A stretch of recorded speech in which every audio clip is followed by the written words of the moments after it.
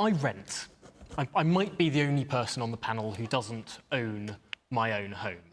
And this is something that is such an important issue and something I care about so much. And just about anyone under the age of about 45 these days cares about so much. The housing situation in this country is just so very broken.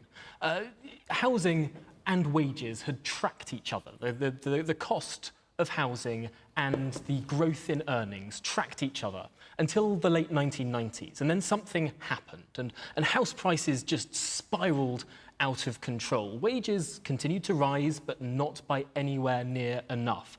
And what has happened for the last 20, 30 years is we have not been building anywhere near enough houses. And Tom, can I just point out that the question is about housing associations. So when it comes to specific questions about helping and alleviating issues and saying whether it's 95% mortgages or help to buy with housing associations or anything else, frankly, that is just playing around with things that don't solve the issue, because the issue is supply.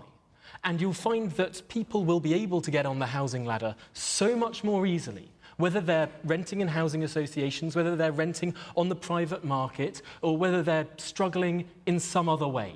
Unless we are building more than 300,000 homes a year, unless we are actually keeping pace with demand, this is going to become a bigger and bigger issue, and we're going to see greater inequality. And there's something else. I think I almost subscribe to something called the housing theory of everything. Because almost everything is tied up in housing. If you're spending so much of your cash on housing, if you're not able to live near where you want to work, if you're not able to have enough bedrooms, I mean, this feeds into the fertility crisis, the climate crisis, this feeds into the productivity crisis. Housing feeds into everything.